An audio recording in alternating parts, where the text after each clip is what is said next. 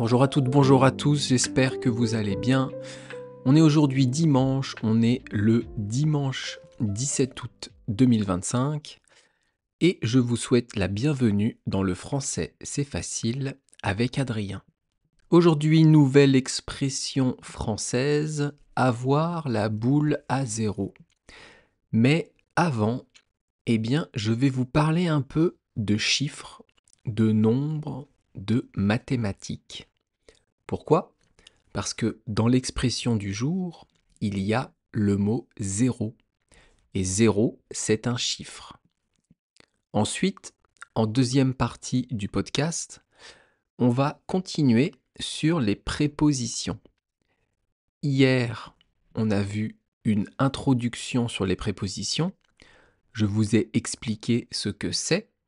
Je vous ai dit comment on les utilisait et à quoi ça servait. Aujourd'hui, on va rentrer un peu dans le détail, on va entrer, comme on dit, dans le vif du sujet, et on va attaquer avec les prépositions de temps.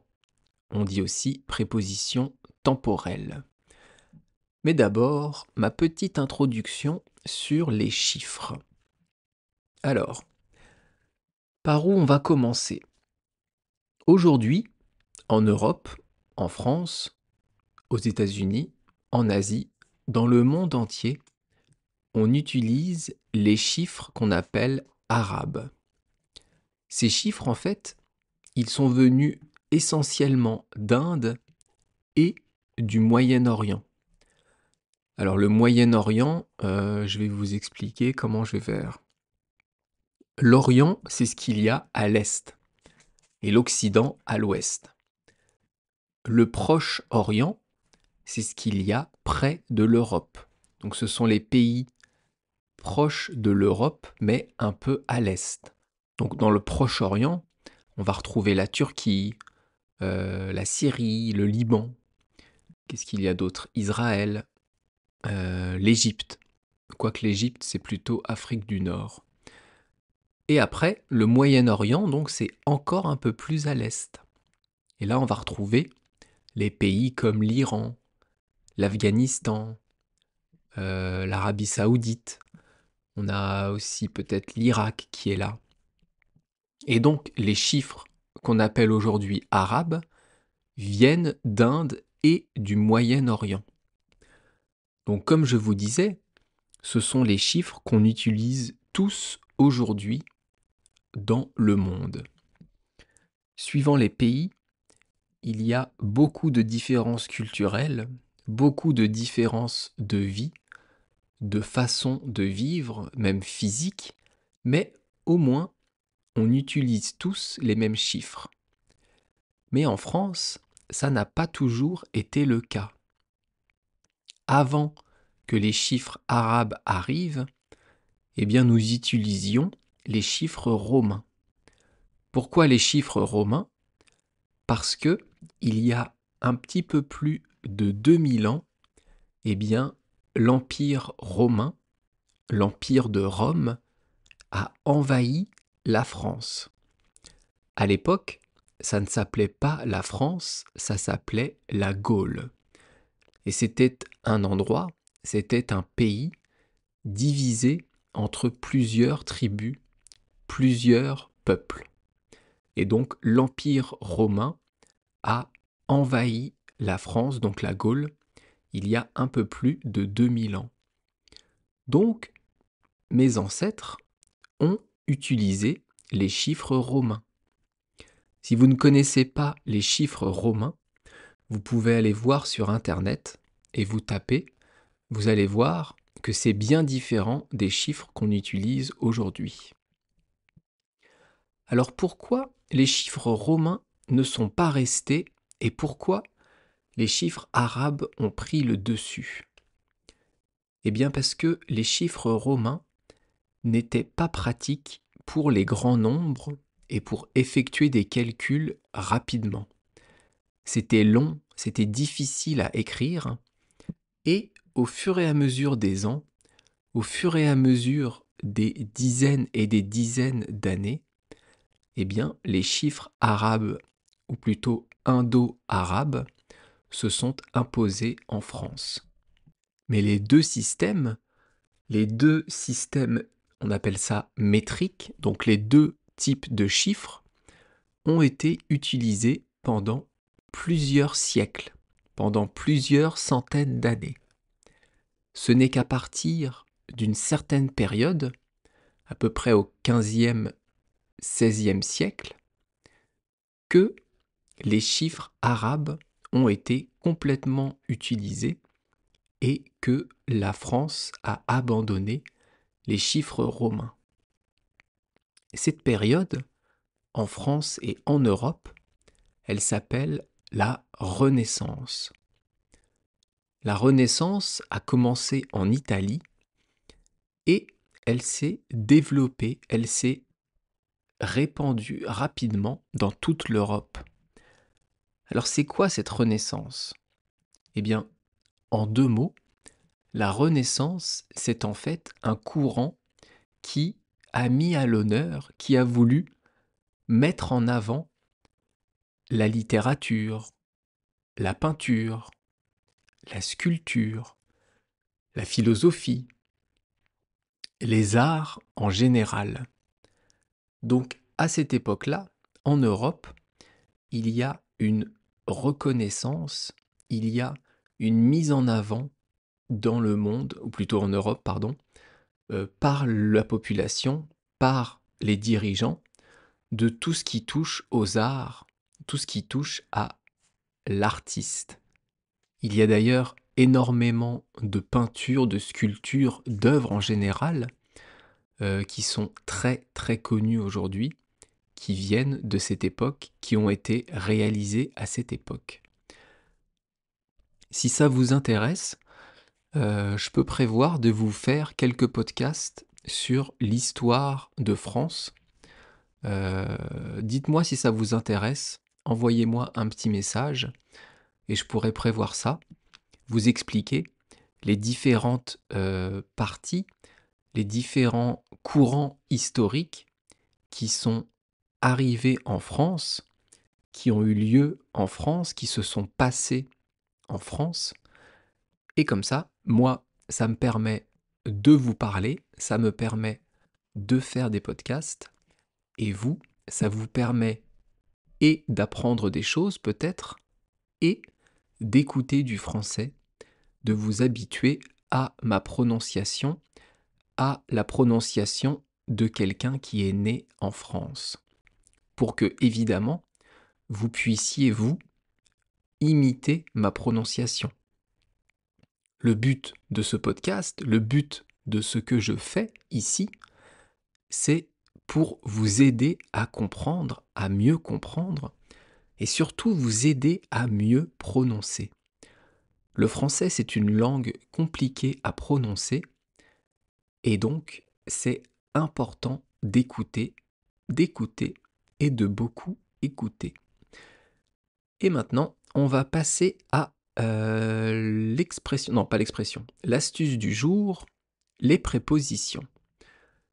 Je vous disais au début du podcast que je vous en ai parlé un peu hier. Aujourd'hui, on va commencer le détail. Aujourd'hui, on va parler de 4 prépositions, de temps. Donc, on appelle ça des prépositions temporelles.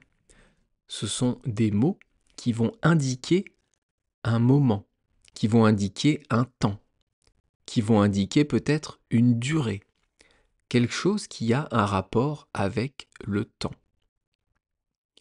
La première préposition temporelle à laquelle je pense, c'est une des plus connues, ou plutôt une des plus utilisées en français, et c'est le A accent grave. Ce A accent grave, on le voit beaucoup. Il sert pour le temps, donc pour exprimer un moment, mais il sert aussi pour exprimer un lieu. Mais ça, je vous en parlerai un autre jour. Aujourd'hui, on va se concentrer sur le temps. Le A accent grave, il peut être utilisé pour les heures. Si je vous dis à 8 heures, eh bien, ça veut dire à l'heure de 8 heures. On se retrouve à 8 heures, rendez-vous à 8 heures, eh bien ici, c'est un temps, c'est une heure. Ça peut être aussi à 10 heures, à 3 heures, ça ne change rien. Donc ça, c'est pour les heures. On peut aussi en parler, on peut aussi utiliser, le A accent grave pour les saisons. À l'automne, les feuilles tombent. Ou je pourrais dire, les feuilles tombent à l'automne. Au printemps, les feuilles poussent. Ici, j'ai utilisé O, A-U, et pas A accent grave, parce qu'en fait, là, on voudrait dire A plus le printemps. Et comme on ne dit pas à le printemps, on dit au printemps. Mais c'est la même chose que le A accent grave. Et on utilise aussi ça pour les siècles. Au XXe siècle, au XVe siècle, etc., etc. La Renaissance a eu lieu au XIVe, au XVe et au XVIe siècle. Ça, c'est une préposition de temps. Une autre, c'est le mot après et une autre avant. On va faire les deux en même temps parce que ils sont opposés. Après, c'est suivant quelque chose de précis. Avant, c'est précédant quelque chose. Après 8 heures, c'est tout ce qui va avoir lieu, eh bien, suivant 8 heures. Après 8 heures, pas avant. Si je vous dis on va au cinéma après le repas, eh bien ça veut dire que vous allez aller au cinéma une fois que le repas sera terminé, après le repas. Avant, on pourrait dire il faut mettre la table avant de manger. On a ici une temporalité, on a des marqueurs du temps. Eh bien après et avant, ce sont donc deux prépositions de temps. Une dernière qu'on va voir aujourd'hui, c'est le mot dans. Dans, D-A-N-S, ça peut servir à pas mal de choses.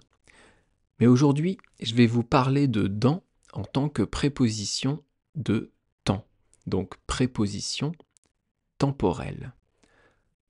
Dans 5 secondes, dans 10 minutes, dans 1 heure, ici on exprime une durée précise.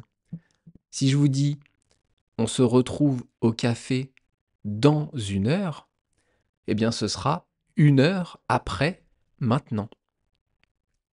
On se retrouve au café dans 5 minutes, ça veut dire qu'on va se rencontrer, on va se voir au café dans 5 minutes. 5 minutes après maintenant. Donc ça, c'est une durée. Et donc, avec ça, on a vu 4 prépositions temporelles. À accent grave, après, avant et dans.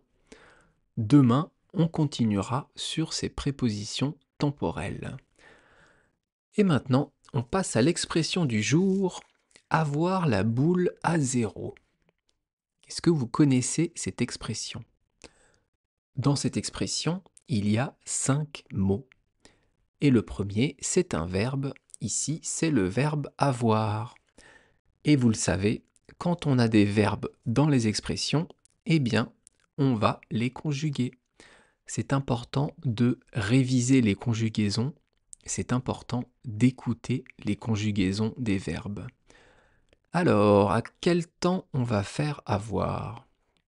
On va le faire au présent déjà, parce que c'est indispensable, c'est primordial de connaître avoir au présent. Et on va le faire au futur simple, tout simplement. Avoir au présent, ça donne j'ai, tu as, il a, nous avons, vous avez et ils ont. Pardon.